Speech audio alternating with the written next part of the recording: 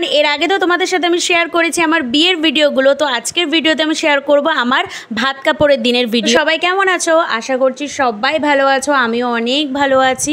তো আজকের ব্লগটা সম্পূর্ণ দেখো, আর ভালো লাগলে লাইক কমেন্ট শেয়ার করো।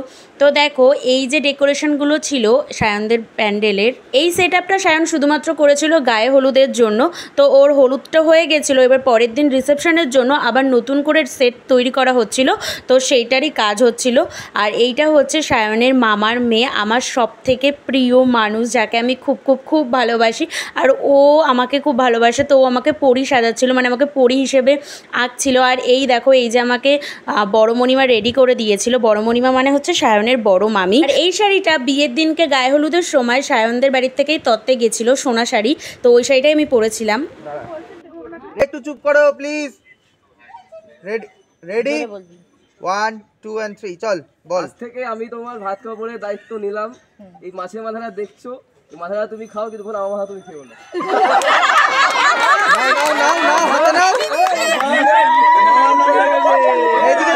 সায়ন তো আমাদের বিয়ের আগে থেকে আমার সমস্ত সুখ আর স্বপ্ন পূরণের দায়িত্ব নিয়েই নিয়েছিল। আর সেই দিনের পর থেকে তো ভাত কাপড়েরও দায়িত্ব নিয়ে নিয়েছে। এখানে সবার সাথে ছবি তুলছিলাম।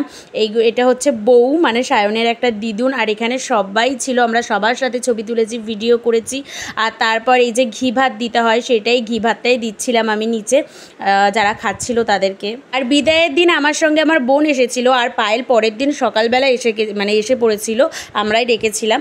আর তারপর এই যে আমার বোন এখানে ওকে আদর করছে। এটা হলো একটা জেনি আর একটা হচ্ছে জিনি। ওরা দুজন ভীষণ কিউট, কিন্তু একজনকে আদর করলে আরেকজনকেও আদর করতে হয়।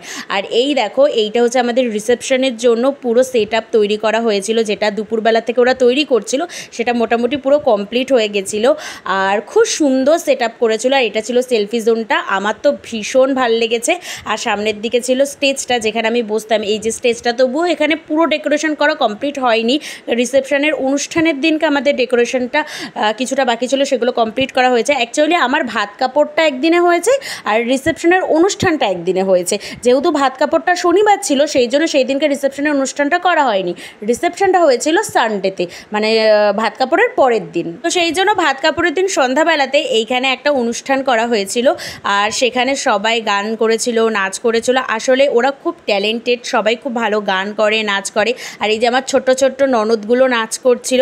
আর তারপর আমরা সবাই মিলে নাচ করছিলাম। আর এই যে একজন মেশো আছে, যিনি গান করেন, আর তিনি খুব ভালো গান করেন। সবাই মিলে গান করেছিলাম, আমরা খুব মজা করেছিলাম, খুব এনজয় করেছিলাম।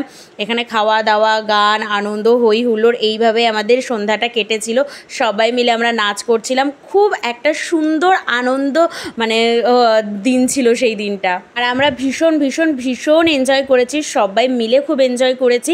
আর এই যে প্যান্ডেলটা যেটা ছিল না, সেই প্যান্ডেলটা হচ্ছে সায়নের খুব পছন্দ ছিল এরকম প্যান্ডেল। আর আমারও ভীষণ পছন্দের প্যান্ডেল এটা, আমার খুব ভালো লেগেছিল ওই প্যান্ডেলটা। আর তারপর আমাদের বাড়ির থেকে বৌভাতের দিনকে তত্ত্ব দিতে এসেছিলো আমার মাসি আর মেশোরা।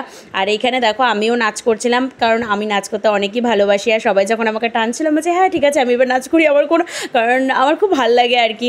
কিন্তু সায়ন নাচ করেনি, কারণ ও খুব লাজুক। এই যে সায়নের মেশো, যিনি খুব সুন্দর গান করেন, আর আমার রিয়া মাসি, সেও খুব গান করেছিল। কিন্তু এই গানগুলো আমি ভিডিওতে দিতে পারবো না, তার কারণ কপিরাইট হয়ে যেতে পারে। তো ভিডিওটা এইটুকুই, ভালো লাগলে লাইক কমেন্ট শেয়ার করো। পরের ভিডিওতে রিসেপশনের ভিডিও শেয়ার করবো।